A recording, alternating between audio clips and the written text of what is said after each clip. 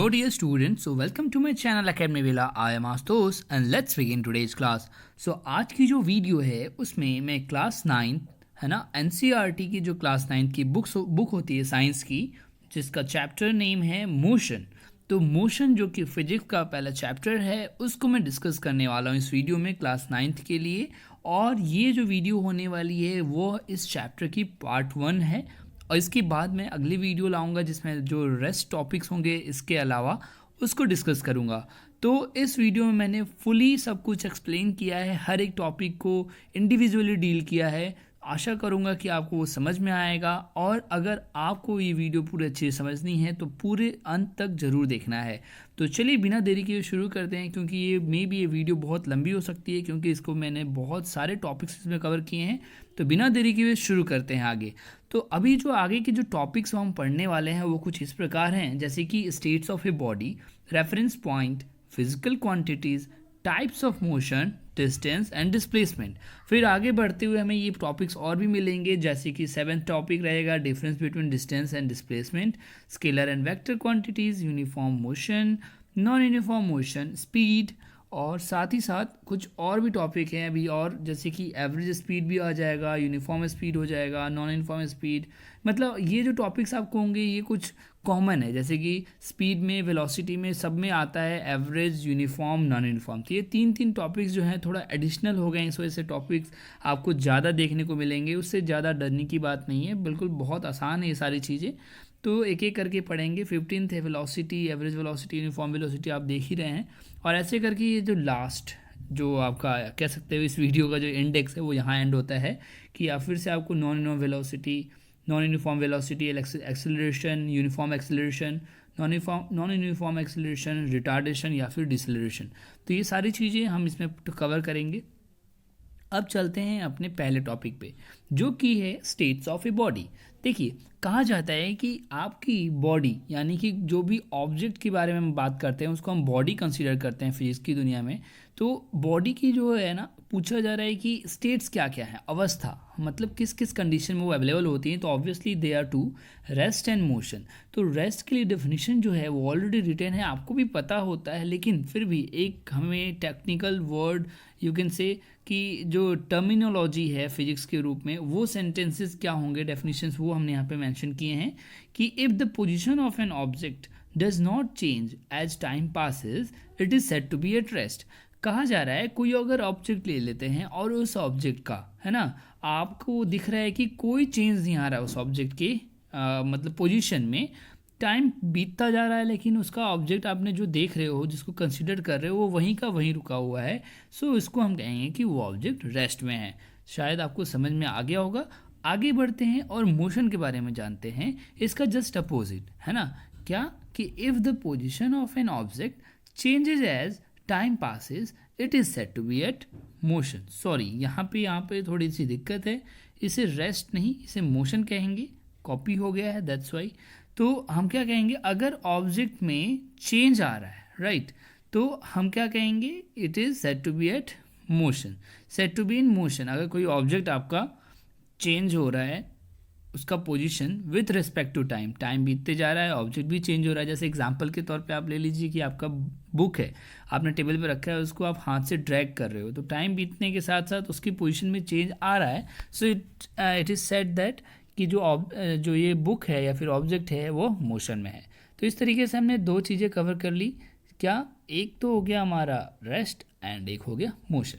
चलिए आगे बढ़ते हैं और आगे के टॉपिक्स को जानते हैं, जो कि है रेफरेंस पॉइंट। ठीक है, रेफरेंस पॉइंट का मतलब क्या होता है, एक तरीके से इसको हम कंसीडर करते हैं दूसरी चीज़ को समझने के लिए, कंपैरिजन के रूप में इसका बहुत बड़ा रोल है। रेफरेंस पॉइंट का मतलब होता है कि एग्जांपल के तौर पे जो डेफिनेशन है वो हम पहले समझ लेंगे, फिर एग्जांपल समझाऊंगा। The location of any object is described bye specifying a reference point. कहा जा रहा है कि किसी भी ऑब्जेक्ट का जो लोकेशन है ना, उसको हम डिस्क्राइब करते हैं with the help of reference point. इसका मतलब क्या है कि मान लीजिए आप आगे कहीं बढ़ रहे हो, है ना, आप गाड़ी में बैठे हो और अपने आप को कंसीडर कर रहे हो, आपकी गाड़ी चल रही है, लेकिन in comparison to the man standing outside, है ना, बस के बाहर जो इंसान खड़ा है उसको आप रेफरेंस पॉइंट मानते हो और उसके कंपैरिजन में आप बोलते हो अपने आप को कि आप मूव कर रहे हो, तो इस केस में आपका रेफरेंस पॉइंट वो मैन है जो कि बाहर को खड़ा है। तो इस तरीके से आप समझ सकते हैं, बहुत सारे एग्जांपल्स होते हैं। आगे बढ़ते हैं और जानते हैं एक पिक्चर से, जैसे कि ये इंसान जो कार मूव कर रहा है ना, कार चला रहा है, उसको अपने आप को लग रहा है कि वो मूव कर रहा है ना, but in comparison to this house और ट्री जो कि फिक्स्ड है, तो ये रेफरेंस पॉइंट हो जाएंगे और इनके रेफरेंस में ये कार जो है मूव कर रही है। तो इस तरीके से रेफरेंस पॉइंट का एग्जांपल यहाँ पे क्लियर हो गया होगा, होप। चलिए आगे बढ़ते हैं और जानते हैं फिजिकल क्वांटिटीज़ क्या होती हैं। देखिए, फिजिकल क्वांटिटी का मतलब होता है कि combination of numerical value and unit. जब हम इन दोनों का कॉम्बिनेशन देखते हैं तो हमें मिलता है कोई फिजिकल क्वांटिटी। ठीक है, फिजिकल क्वांटिटी दूसरी भी डिफिनेशन हो सकती है, लेकिन मैं आसान भाषा में समझाना चाह रहा हूँ। तो physical quantity can be expressed as the combination of a numerical value and a unit. Example से ज़्यादा समझ में आ जाएगा, जैसे कि मास जो है ना वह एक फिजिकल क्वांटिटी है और उसको हम डिनोट करते हैं मान लीजिए n kg से। तो यहाँ पर जो n है ना वह न्यूमेरिकल वैल्यू है और उसका जो kg यूनिट लिखा है उसे हम यूनिट बोलेंगे, है ना। तो इस तरीके से n kg is a kind of physical quantity that is none other than mass, है ना। तो ये फिजिकल क्वांटिटी ऐसे बहुत सारे एग्जांपल्स होते हैं, वो आप बिल्कुल बुक में देखेंगे, पढ़ेंगे, समझ में आ जाएगा। ठीक है, आगे बढ़ते हैं। Types of motion. मोशन तो हमने जान लिया ना कि जो ऑब्जेक्ट अपना पोजीशन चेंज कर रहा है विथ रिस्पेक्ट ऑफ टाइम, तो हम कहते हैं मोशन एग्जिस्ट हो रहा है, वहाँ पर मोशन टेकन प्लेसेस। ठीक है, अब बात आती है कि मोशन के टाइप्स क्या क्या होते हैं। तो जैसा कि रेक्टिलिनियर पहला दिखाया जा रहा है कि रेक्टिलिनियर मोशन है, तो रेक्टिलिनियर मोशन का मतलब होता है कि जब ऑब्जेक्ट किसी स्ट्रेट लाइन पाथ पे मूव कर रहा है उसे हम रेक्टिलिनियर मोशन कहते हैं। फिर आता है कर्विलिनियर मोशन, नाम से ही जाहिर है कर्व वाला पाथ, है ना, कि अगर ऑब्जेक्ट जो है एक कर्व पाथ पे फॉलो करता है अपने मतलब जो डिस्टेंस कवर कर रहा है ना, तो अगर वो मोशन हो रहा है किसी कर्व पाथ पे तो उसे हम कर्विलिनियर मोशन बोलेंगे। ठीक है, आगे देख लेते हैं और कौन सा मोशन होता है, रोटेटरी मोशन। तो रोटेटरी मोशन क्या होता है, N object moving around a fixed point.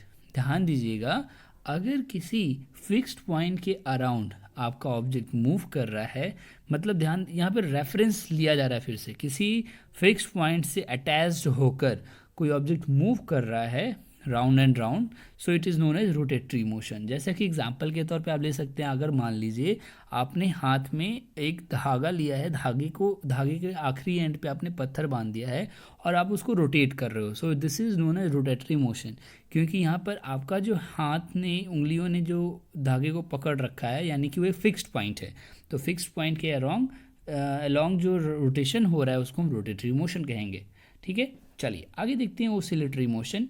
तो an object moving to and fro about the mean position is known as curvilinear motion. फिर से यहाँ पे मीन पोजीशन कहा जा रहा है, इसका मतलब वही है कोई फिक्स्ड पोजीशन, है ना, जिसको कंसीडर किया जा रहा है कि बिल्कुल बीच हो मीन पोजीशन, है ना।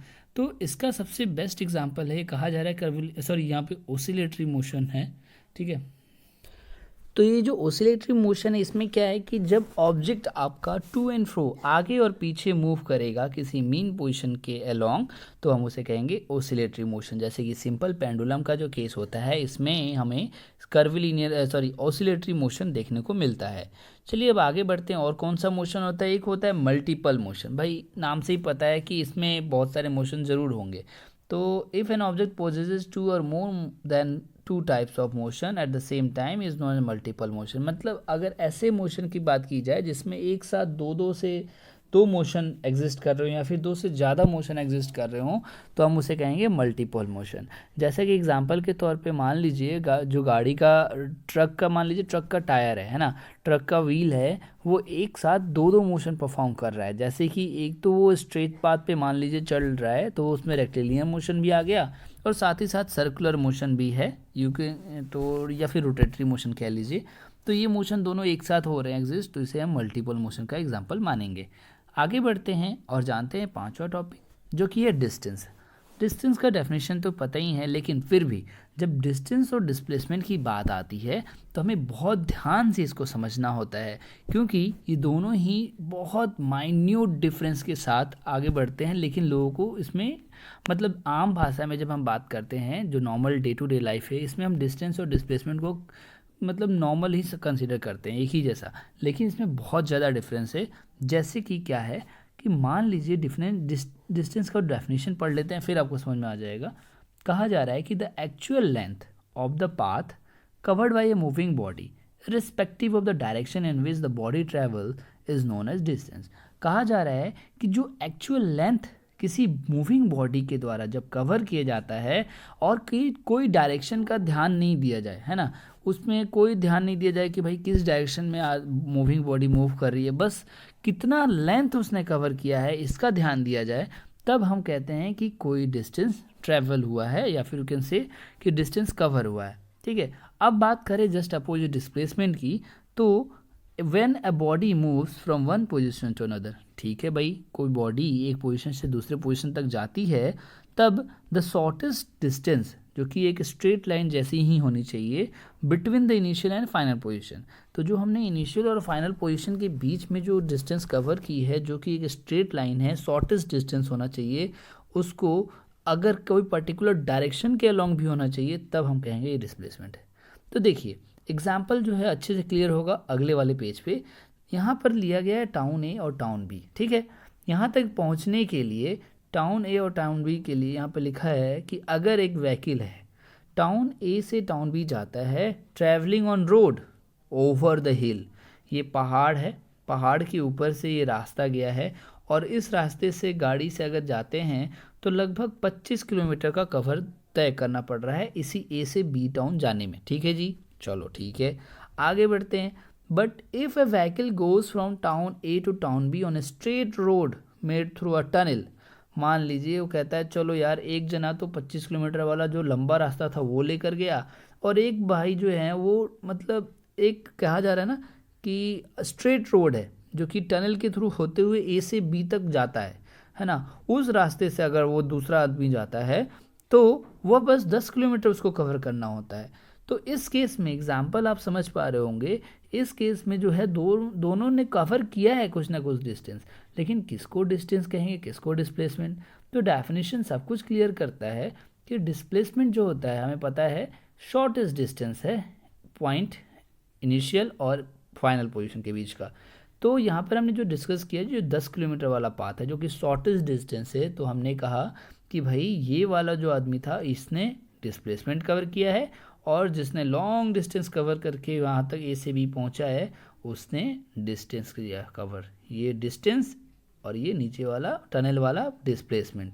तो होप आपको डिस्टेंस डिस्प्लेसमेंट का क्लियर हुआ होगा एग्जाम्पल, और अगर दिक्कत है तो आप इस एग्जाम्पल के जो आपको यहाँ पे टेबल रखा है मैंने उससे आप क्लियर कर सकते हैं, आप इसका स्क्रीनशॉट भी ले सकते हैं, आपको अच्छे से समझ में आ जाएगा। ठीक है, चलिए अभी जो इसमें टॉपिक्स हैं वो भी क्लियर कर देते हैं थोड़े, कि actual length of the path covered by moving body respective, ये तो हमने पढ़ ही लिया कि डायरेक्शन का ख्याल ना रखकर अगर हमने जो एक्चुअल लेंथ है जितना कवर हुआ है उसको हम डिस्टेंस कहते हैं, और इसमें डिस्टेंस के साथ साथ जो शॉर्टेस्ट डिस्टेंस है इनिशियल और फाइनल पोजीशन के बीच में विथ ए पर्टिकुलर डायरेक्शन उसको हम कहते हैं डिस्प्लेसमेंट। अब दूसरा पॉइंट है कि जो डिस्टेंस होता है ना वो एक स्केलर क्वांटिटी है और इसको मीटर में मेज़र किया जाता है, और यहाँ पर क्या है कि वेक्टर क्वांटिटी में डिस्प्लेसमेंट होता है। अब आप सोच रहे हो कि स्केलर और वेक्टर क्या है, तो बता दें कि आगे ये टॉपिक आने वाला है, लेकिन फिर भी मैं आपको थोड़ा सा ब्रीफ कर देता हूँ कि स्केलर क्वांटिटी का मतलब होता है कि जिसमें वैसी क्वांटिटी है ना, वैसी फिजिकल क्वांटिटी जिसमें बस आपका डायरेक्शन ना हो, है ना, या फिर यूँ कहें जिसमें बस मैग्नीट्यूड हो और डायरेक्शन ना हो तो वह स्केलर क्वांटिटी होती है, और जिसमें वो दोनों चीज़ें हों जैसे कि मैग्नीट्यूड हो और साथ ही साथ डायरेक्शन का भी कंसिडरेशन किया जाए उसे हम कहते हैं वेक्टर क्वांटिटी। ये चीज़ें क्लियर होंगी आगे वाले टॉपिक्स में। अभी देखते हैं तीसरा टॉपिक है इट इज़ ऑलवेज पॉजिटिव, लेकिन डिस्प्लेसमेंट जो है वो पॉजिटिव नेगेटिव के साथ साथ जीरो भी हो सकता है। अब आप कहेंगे कि जीरो कैसे हो सकता है, तो एग्जाम्पल अगर लेते हैं कि मान लीजिए डिस्प्लेसमेंट का मतलब क्या होता है, इनिशियल और फाइनल पोजीशन के बीच में जो डिस्टेंस है उसको हम क्या कहते हैं, शॉर्टेस्ट डिस्टेंस जो है उसको हम कहते हैं डिस्प्लेसमेंट। अगर आपने एग्जांपल ले लिया एक घड़ी का, तो मान लीजिए आपकी घड़ी की जो सुई है वो 12 से चलकर, है ना, 12 स्टार्टिंग पॉइंट मानते हैं और एंडिंग पॉइंट भी 12 मानते हैं, तो 12 से चलकर फिर से वो 12 पे पहुंचेगी, तो इसका मतलब क्या है, इसका मतलब ये है कि उसने जो इनिशियल और फाइनल पोजीशन जो है वो 12 ही है और उसके बीच में तो कोई डिफरेंस ही नहीं है, so that's why it can be zero, so displacement may be zero ऐसे केसेस में। ठीक है, चलिए अगला पॉइंट है डिस्टेंस और डिस्प्लेसमेंट के डिफरेंस में कि it depends upon the path followed by the moving object. तो ये डिपेंड करता है ना, मतलब एक तरीके से ये डिपेंडेंट है, कहने का मतलब है जितना भी पाथ कवर किया जाएगा मूविंग ऑब्जेक्ट के ना, तो उसके पाथ पे डिपेंडेंट करता है, लेकिन जो डिस्प्लेसमेंट है इट इज़ इंडिपेंडेंट, है ना, क्योंकि आपने देख ही लिया एग्जाम्पल, जीरो भी हो सकता है, ये तो अपने ऊपर डिपेंड करता है। चलिए आगे है 5वां पॉइंट कि it is always greater than और equal to the displacement. Distance जो होता है ना हमेशा ज़्यादा हो सकता है और बराबर भी हो सकता है डिस्प्लेसमेंट के, लेकिन कम नहीं हो सकता है। लेकिन जो डिस्प्लेसमेंट है वो its magnitude is always less than और equal to the distance travel, यानी कि जो डिस्टेंस ट्रेवल किया जाएगा उससे बिल्कुल कम ही होगा या फिर बराबर हो सकता है, उससे ज़्यादा नहीं हो सकता कभी भी डिस्प्लेसमेंट। चलिए अब आगे बढ़ते हैं और इस टॉपिक को देखते हैं। अगला टॉपिक जो है स्केलर एंड वेक्टर क्वांटिटी, जिसकी डिस्कशन मैंने ऑलरेडी पिछले स्लाइड में किया था कि scalar quantity has only single value that is magnitude and has no direction, इसका कोई डायरेक्शन नहीं होता है, बस मैग्नीट्यूड होता है। एग्जांपल के तौर पे ले लीजिए मास, इसमें तो बस एक ही मतलब मैग्नीट्यूड ही होता है, बस डायरेक्शन नहीं होता है, डायरेक्शन, है ना, और लेंथ हो गया, डिस्टेंस हो गया, स्पीड हो गया, ये सब स्केलर क्वांटिटी है। ठीक है, अब देखिए एग्जाम्पल पे वेक्टर आ जाता है, वेक्टर क्वांटिटी क्या है, it has magnitude as well as direction. अब इसमें जो एग्जांपल है डिस्प्लेसमेंट, इसमें क्या होता है, ये तो हमने देख ही लिया डिस्टेंस और डिस्प्लेसमेंट में कि भाई एक पर्टिकुलर डायरेक्शन में जो डिस्टेंस कवर किया जा रहा है उसको हम डिस्प्लेसमेंट बोलते हैं, तो इसी वजह से इसमें दोनों आ रहा है, मैग्नीट्यूड प्लस डायरेक्शन, तो that's why it is an what, vector quantity. और इसी तरह वेलोसिटी, फोर्स, ये सब एग्जाम्पल हैं वेक्टर क्वांटिटी के। आगे बढ़ते हैं, अब आता है यूनिफॉर्म मोशन। चलो भाई पहले एक बार इस यूनिफॉर्म मोशन को हम समझ लेंगे, यूनिफॉर्म, नॉन यूनिफॉर्म, एवरेज, ये एक बार अगर हमने समझ लिया ना तो आगे की जितनी भी स्लाइड्स हैं उसको हम आसानी से समझ पाएंगे, क्योंकि इसी यूनिफॉर्म नॉन यूनिफॉर्म का बार बार यूज़ किया गया है हर सेक्टर में, है ना, स्पीड में, वेलोसिटी में, एक्सेलरेशन में, और अभी मोशन में तो आप पढ़ ही रहे हैं। तो पहले इस यूनिफॉर्म को ढंग से समझ लो, यूनिफॉर्म मतलब होता क्या है, ठीक है ना। तो एक तो अभी डेफिनेशन है, पहले वो समझ लेते हैं, फिर मैं अच्छे से यूनिफॉर्म समझाऊंगा। लिखा है कि body has a uniform motion if it travels equal distances in equal interval of time, no matter how small this time intervals may be. तो कहा जा रहा है यूनिफॉर्म का मतलब क्या होता है, अगर कोई बॉडी है ना, अगर वो बॉडी ट्रैवल करती है equal distances in equal interval of time, मान लीजिए जैसे एग्जाम्पल से ज़्यादा क्लियर होगा, एक कार है ना, वह उसकी जो स्पीड है वो बिल्कुल कांस्टेंट है ना, और वो क्या करती है, इक्वल डिस्टेंस कवर करती है हर मतलब इंटरवल पे, हर सेकेंड में वो 10-10 मीटर आगे बढ़ रही है, हर सेकेंड में 10 मीटर, हर सेकेंड में 10 मीटर। तो इसका मतलब क्या है कि वह इक्वल डिस्टेंस कवर कर रही है 10 मीटर का, और इक्वल इंटरवल ऑफ टाइम में, हर एक सेकेंड में 10 मीटर, हर एक सेकेंड में 10 मीटर। तो इसका मतलब क्या है कि वह यूनिफॉर्मली आगे बढ़ रही है। So that's why this is the main concept of uniform, कि इक्वल इंटरवल ऑफ टाइम, है ना, equal distance covered in equal interval of time, then it is known as uniform. अब बार बार ये यूनिट चेंज हो सकती है, अगर हम वेलोसिटी पढ़ेंगे तो कहेंगे equal velocity in equal interval of time, equal speed in equal interval of time, ये बार बार हम पढ़ते रहेंगे अगले टॉपिक्स में। तो पहले यूनिफॉर्म समझना था कि equal distance in equal interval of time, तब हम उसे यूनिफॉर्म मोशन कहते हैं, और उसका जो ग्राफ बनता है वह एक स्ट्रेट लाइन होती है टाइम और डिस्टेंस के बीच में। तो होप आपको ये समझ में आया होगा। आगे बढ़ते हैं नॉन यूनिफॉर्म मोशन की तरफ। तो इसमें जस्ट अपोजिट कि अगर a body has a non uniform motion if it travels unequal distances in equal interval of time. देखो समय आपने सेम लिया है ना, हर 1 सेकंड पे आप चेक कर रहे हो, लेकिन आपको क्या दिख रहा है कि कभी वो 1 सेकंड में 5 मीटर चलती है गाड़ी, फिर कभी अगले सेकंड में 10 मीटर चलती है, फिर 8 मीटर, फिर 6 मीटर। वो सेम नहीं रहता है, कांस्टेंट नहीं रहता, जैसे ही पिछले वाले केस में था। तो उसको हम कहते हैं non uniform motion, just opposite, है ना। जैसे कि एक फ्रीली फॉलिंग बॉल है, ऊपर से गिर रहा है, हर सेकेंड वो अलग अलग डिस्टेंस कवर करे जा रहा है, तो इसको हम क्या कहेंगे कि भाई ये तो नॉन यूनिफॉर्म का केस है। तो इस तरीके से उसका ग्राफ जो होता है वो कुछ कर्व शेप में होता है, तो ये नॉन यूनिफॉर्म का केस है ना। चलिए आगे देखते हैं और क्या है। अब भाई स्पीड आ चुका है। स्पीड का मतलब आपको पता ही है, पहले से ही पढ़ते आ रहे हो, फिर भी डेफिनेशन है the speed of a body is the distance travel by it per unit time. Her second में कितनी दूरी तय की जा रही है, इसको हम स्पीड कहते हैं। और स्पीड जो होता है स्केलर क्वांटिटी होती है, और इसके मैग्नीट्यूड होता है लेकिन डायरेक्शन नहीं होता है ना। और स्पीड का जो यूनिट्स हैं वो कुछ इस प्रकार है, आप देख सकते हैं यहाँ पे।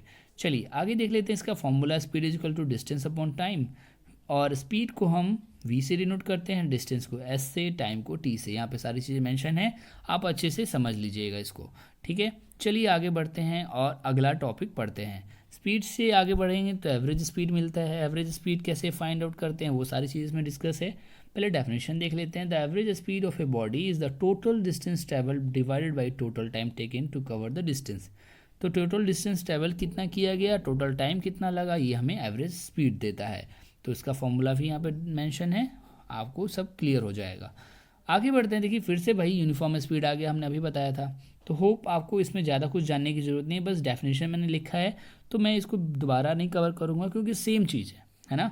तो आगे बढ़ते हैं, इसको आप स्क्रीनशॉट ले सकते हैं, ठीक है। अब नॉन यूनिफॉर्म स्पीड में भी सेम चीज़ है, जस्ट हमने पढ़ा था कि unequal distances equal interval of time, तो ये नॉन यूनिफॉर्म स्पीड कहलाती है। आगे आता है मेन चीज़ जो कि है स्पीडोमीटर, ठीक है। और एक चीज़ होती है ऑडोमीटर। यहाँ पे जो चीज़ होती है उसको हम बोलते हैं ऑडोमीटर, ठीक है। स्पीडोमीटर क्या होता है वो जान लीजिए कि जब आपके स्क्रीन पे, यानी कि जो आपकी गाड़ियों में आगे डैशबोर्ड में लगा रहता है, उस पे जो ये कांटा जो होता है ना, जो निडल होती है, जो हमें स्पीड बताती है कितनी तेज़ी से हमारी गाड़ी दौड़ रही है, वह हमें बताता है कौन सा डिवाइस, स्पीडोमीटर। और जो ये कैलकुलेट करके बताता है कितना डिस्टेंस कवर कर चुका है हमारी गाड़ी, तो वो होता है ऑडोमीटर। वो भी एक अलग डिवाइस है, दोनों कंबाइंडली यूज़ किए जाते हैं हमारे व्हीकल्स में। चलिए आगे बढ़ते हैं और देखते हैं अगला टॉपिक क्या है ना। ये ऑडोमीटर ही था जो कि ऑलरेडी मैंने बोल दिया आपको, ऑडोमीटर, ठीक है। चलिए आगे देखते हैं वेलोसिटी क्या है। तो वेलोसिटी का मतलब होता है कि सेम चीज़ ही थी स्पीड का ही, लेकिन जैसे डिस्टेंस और डिस्प्लेसमेंट में जो डिफरेंस था, सेम वही डिफरेंस स्पीड और वेलोसिटी में भी है। स्पीड में होता है कि हमें कोई डायरेक्शन की कोई ज़रूरत नहीं होती है, लेकिन वेलोसिटी में हमें डायरेक्शन का बहुत ज़्यादा ख्याल रखना पड़ता है।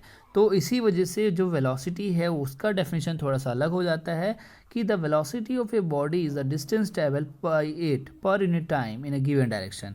अब डायरेक्शन इसमें मेंशन कर दिया गया है कि एक पर्टिकुलर डायरेक्शन में ही ये चीज़ कंसीडर की जाएगी, तो इसे हम वेलोसिटी बोलते हैं। उसके बारे में सारी सेम चीज़ें हैं, बस डिफरेंस यही है कि डायरेक्शन आ गया है और ये वेक्टर क्वांटिटी हो चुकी है, और वेलोसिटी का डिफरेंस जो आपका फॉर्मूला है वो आप यहाँ पे देख सकते हैं, ठीक है। तो ज़्यादा कुछ इसमें चेंज नहीं है। अब आते हैं एवरेज वेलोसिटी के ऊपर, सॉरी, है ना।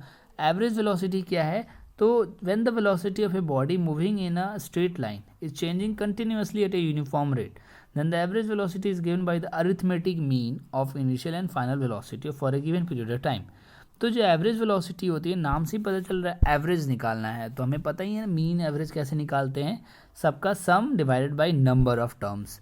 तो इनिशियल वेलोसिटी प्लस में फाइनल वेलोसिटी हम जब करेंगे, कि इनिशियल वेलोसिटी कहने का मतलब क्या है कि आपकी गाड़ी स्टार्टिंग में किस वेलोसिटी से चल रही है, इनिशियल मतलब स्टार्टिंग, और फाइनल लास्ट जिसकी हम बात कर रहे हैं किस फाइनल वेलोसिटी पे रुकी, तो उसको हम बोलते हैं फाइनल वेलोसिटी।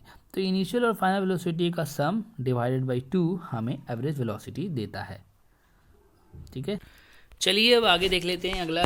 फिर से हमें मिल जाएगा यूनिफॉर्म वेलोसिटी, ये भी बिल्कुल सेम ही है, आप जानते ही हैं, आपको मैंने बता रखा है, डेफिनेशन भी सेम है, स्क्रीनशॉट ले सकते हैं इसकी। नॉन यूनिफॉर्म वेलोसिटी भी सेम है, ठीक है। आगे चलते हैं और देखते हैं एक्सेलरेशन। ये जो मेन टॉपिक है इस पे हम ज़्यादा फोकस करेंगे। एक्सेलरेशन जो है आपको बता दूं, जब जब एक्सेलरेशन का केस आएगा तो आपके दिमाग में आना चाहिए कि वेलोसिटी का चेंज है ना with respect to time is known as acceleration. फिर भी एक बार फिर से देखते हैं डेफिनेशन क्या लिखा है। The acceleration of a body is defined as the rate of change of its velocity with time.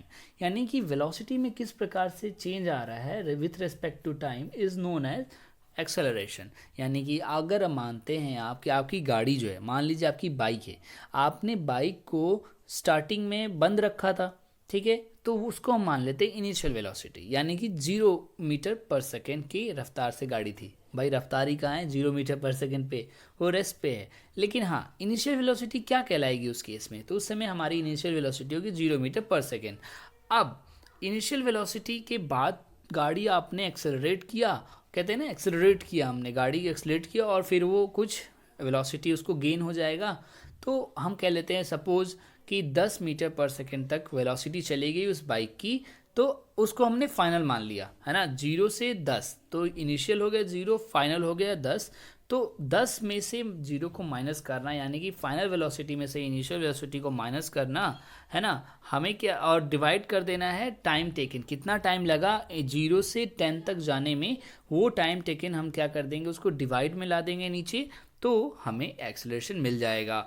और एक और चीज़ बता दूं कि एक्सेलरेशन को यूनिट जो होता है एक्सेलरेशन का, वो होता है मीटर पर सेकेंड स्क्वायर, ठीक है ना।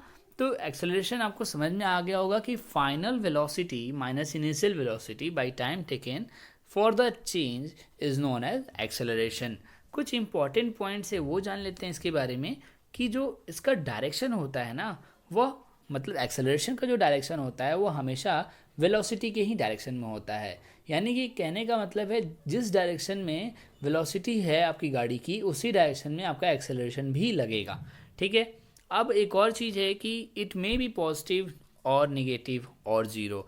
जैसा कि वेलोसिटी मतलब वेलोसिटी के बारे में यहाँ पे लिखा है, यह जो है सेम है डिस्प्लेसमेंट के जैसा ही, कि यहाँ भी ये भी पॉजिटिव, नेगेटिव और ज़ीरो तीनों चीज़ हो सकती है, ठीक है। अब आते ही बात कि if an object is moving with constant velocity then its acceleration is zero. तो देखिए मान लीजिए आपकी जो बाइक है वो लगातार मतलब एक ही रफ्तार से बढ़े जा रही है, मान लीजिए बिल्कुल भी 1% भी घट बढ़ नहीं रही है। तो आपने माना कि आपकी गाड़ी स्टार्टिंग में मतलब जिस इनिशियल आप वेलोसिटी जो मान रहे हैं, मान लीजिए 10 मीटर पर सेकेंड, फिर आप आधे घंटे के बाद यानी 30 मिनट के बाद भी आप यही कंसिडर कर रहे हैं कि अभी भी आपकी बाइक की जो स्पीड है वो मतलब वेलोसिटी जो है 10 मीटर पर सेकेंड ही है। तो जब आप फाइनल में से इनिशियल को माइनस करेंगे तो आपको क्या मिलेगा, 0 मिलेगा, क्योंकि पहले भी 10 था, फाइनल भी 10 है, तो 10 में से 10 जाएगा तो 0। तो हमें एक्सेलरेशन क्या मिलेगी, क्योंकि टाइम कुछ भी हो है ना, 0 बाई टाइम 0 ही होगा, सो that's Y acceleration will be 0।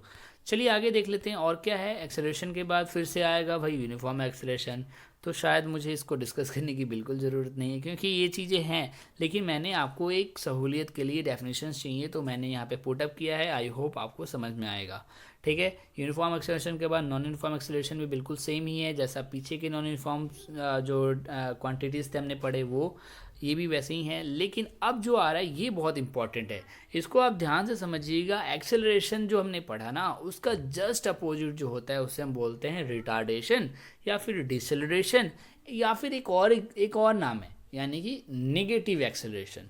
तो पहले तो मैं ये बता दूं कि ये जो टॉपिक है ना, ये जो भी हम पढ़ेंगे ये एक्सेलरेशन का जस्ट अपोजिट है, या फिर यूँ कहें कि नेगेटिव है। तो कहने का मतलब क्या है कि एक्सेलरेशन दो टाइप के होते हैं, एक होता है पॉजिटिव, एक होता है नेगेटिव। तो पॉजिटिव का मतलब तो हम जो नॉर्मल एक्सेलरेशन पढ़ते हैं उसको हम पॉजिटिव ही कंसीडर करते हैं, लेकिन जब नेगेटिव एक्सेलरेशन की बात आती है तो हम पहले एग्जांपल समझ ले तो वो ज़्यादा समझ में आएगा आपको।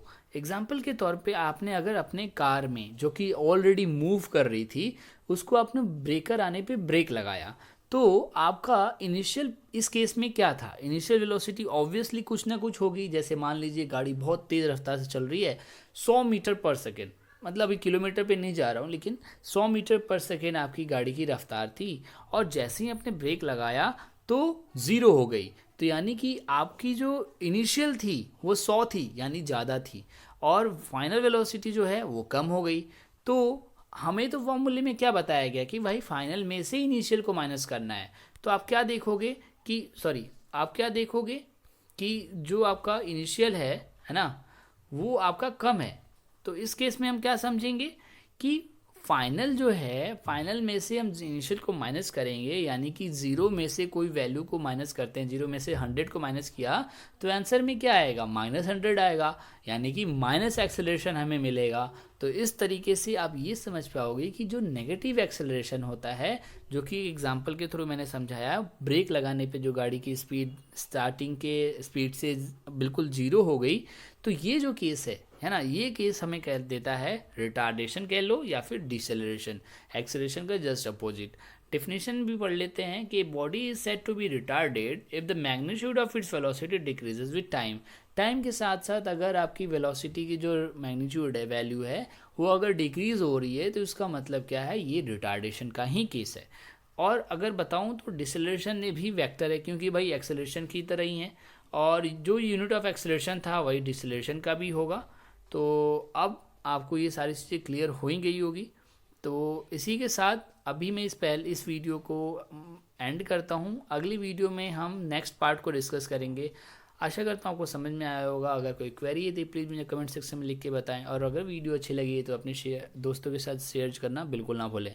मिलते हैं फिर नेक्स्ट वीडियो में, तब तक के लिए stay home, stay safe. Thank you so much.